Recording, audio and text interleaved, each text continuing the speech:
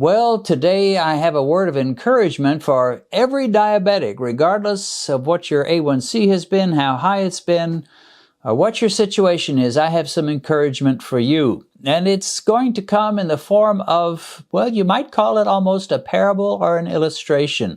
It refers to something that happened to Benedict and I actually last night and then this morning. So let me tell you how it goes, and then let me give you the encouragement.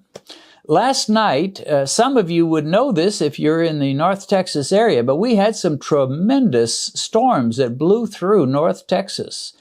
And it got to the point where the normal television scheduling was interrupted, and we had meteorologists on TV telling us to take cover if you lived in certain areas. And I was actually upstairs praying, and before I knew about this, Benedicta came up. She had been watching TV. She said, "You got to come down and see what's going on." And so I came down, and sure enough, the storms were coming our way. Now, most of you that follow our channel know that we live in the Dallas area, but we're actually in a smaller community that is outside of Dallas. And normally they never mention our little community because we're not big enough to really get mentioned.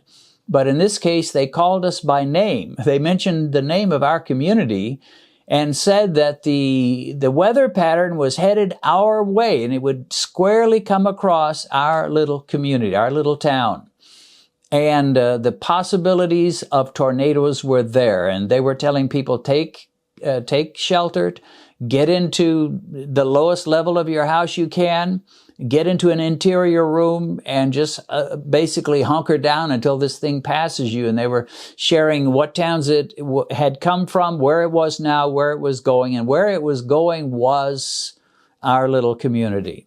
So we tried to be obedient and wise and do what they said. And as it got close to us, we couldn't see anything. It was too dark, but we could sure hear things. And it was raining, and the lightning and the thunder was going on, and even some hail.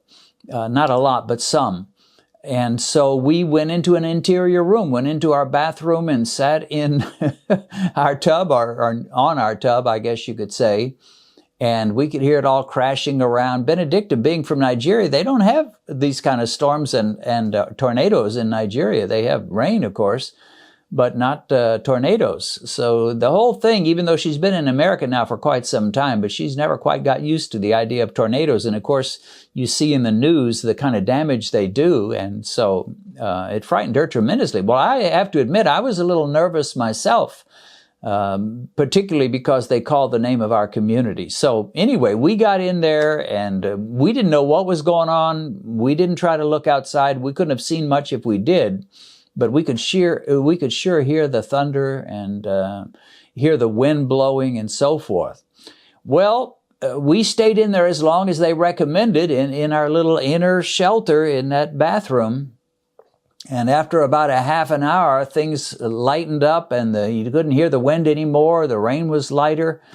And we came out, and the thing seemed to have gone, and we didn't seem to have too much trouble, except we lost our power. And we were without power last night for several hours. And when we went to bed, there was no power. In fact, the YouTube video I uploaded for today, on which is when I upload my YouTube Tuesday video, I was up late in the morning because I had to wait until the power came on to finish the process of the uploading. So anyway, the power came on maybe 2 o'clock, 1:30 a.m., and I went to my computer and finished uploading it, so that's why that was out. And but it was a mess, and when I woke up and looked outside this morning, the roads were a bit wetter, at least in the middle of the night. By the morning, the roads had started to dry out. I had some business to conduct. By then, the wind was gone. It was cloudy. But there was no more rain, and so I was driving around town this morning, and while I drove, everything just cleared up. And by the time I was on my way back home, the skies were absolutely blue, just perfectly blue. There was no wind to speak of, and all was calm. Our house was in one piece. There had been no damage, and I thought to myself, my, what a difference some hours make. Less than 24 hours before, we were huddled in our bathroom wondering if this thing was going to hit us. And now, the next day, by around 11 or so, skies are blue, wind is stopped, no rain, everything is great. Now, you may say, okay, Dennis, that's a nice story. Glad to know you made it through, but what in the world does that have to do with anything connected with diabetes? Well, I thought about it. And of course, being a minister, being a preacher, I always think in terms of illustrations. And I thought about diabetes. I thought, that's kind of how it was with me. The diabetes was like a tornado, like a terrible storm that hit my life. Even though I never seemed to really go past the diabetic line as far as I knew in terms of numbers, but my blood sugar was going crazy, as I showed you and revealed in a video recently. My sugar was spiking, and I was passing out or coming close to passing out, just having terrible problems, all kinds of diabetes complications. And once I figured out that I needed to go low carb, and then I further pushed it into time-restricted eating later, everything just calmed down so beautifully. And I thought, that's kind of how it was. The diabetes was like the storm, the wind, the rain, the hail, the potential of a tornado. And then once I got into the low-carb eating and the time-restricted eating, peace, just beautiful peace, blue skies. So I said I had a word for you, and my word is this. Right now, you may be going through a storm of diabetes. You may have come home from your doctor, and he told you you have an A1C of 10, 12, 14. And you may have those tingling fingers, or those numb fingers, or those burning feet. You may have a sore that won't go away. You may have all kinds of diabetic complications, and it's like a storm has just come over your life, and all you can think about is that storm. When Benedict and I were in the bathroom, that was on our mind, that storm that had come, and we're watching the clock, waiting for it to hit our little community. But how beautiful it is when the storm passes and you realize, I'm going to be okay. And I'm convinced that can be the case for nearly every one of you. The storm can pass. Now, when we were in our little bathroom waiting for the storm to pass, there wasn't a lot we could do. We could go into an inner room. We did that. We could pray. We did that. And we could wait and just let time pass. We did that. But that was about it. We couldn't do much more. In your case, there's more. By all means, pray. And of course, time's going to pass whether you allow it to or not. But you can change your diet. And you can stop eating all the junk and get the sugar out of your diet and get those processed carbs out of your diet and just move to a diabetic-friendly lifestyle. Start exercising. And I'm convinced the time will come. Now, it won't happen in 24 hours like it did for us.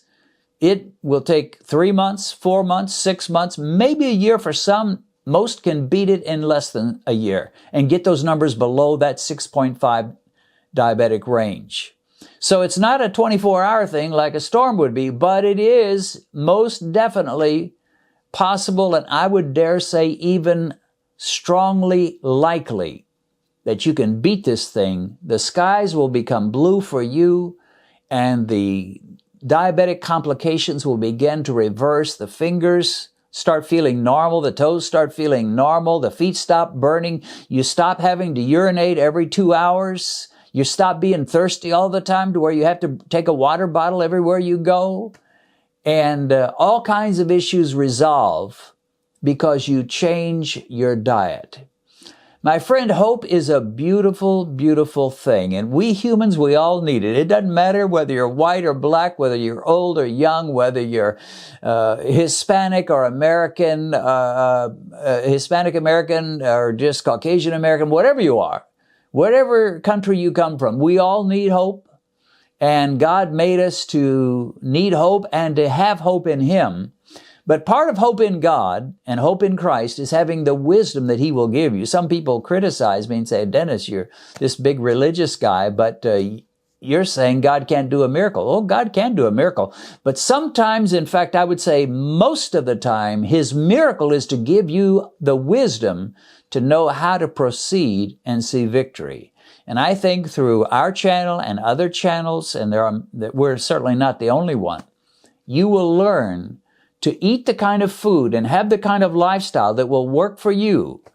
And after a while, I can't predict how long it'll be. For some, it's as short as 3 months. For others, it takes much longer. But if you'll be faithful and you'll stay with it, after a while, you'll look around, you won't hear anything, and you'll realize the sun has come out and things are lovely and beautiful once again. So stay with it, my friends. Stay with the course. Make the sacrifices you need to make. Do the things you need to do. Stop what you need to stop. Start what you need to start. And by all means, stop eating all the junk, all the carbs, all the sugar, and your skies are going to turn blue for you. Give God some time.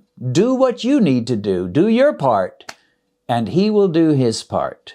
Probably most of you know my wife Benedicta, but few of you know the amazing paths God has led her to bring her to where she is today.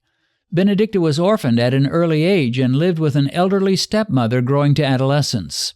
They were so poor, Benedicta had to drop out of school and sell food door to door for them to survive. As a teen, Benedicta got a job as a housemaid, which developed into a nightmare. She was required to cook, clean, wash, take care of the children, and she had to get up at 4 a.m. every day just to get her work started. Worse than that, she was frequently beaten. At around 20, she moved to the huge city of Lagos, where she started her own little business. Sometimes she prospered, but at other times she nearly starved and went days at a time without eating. At one point, she became so sick she passed out in her room and nearly died. She found herself outside of her body, and she was able to see the splendors of heaven until she was sent back with a command to share her story. One day, however, her life changed when an American evangelist came to her community to preach, and of course, that was me. The rest, as they say, is history. Benedicta has shared her life story in a recently published autobiography, and you can get it on Amazon as either an ebook or a paperback. A link to this book on Amazon is in the description.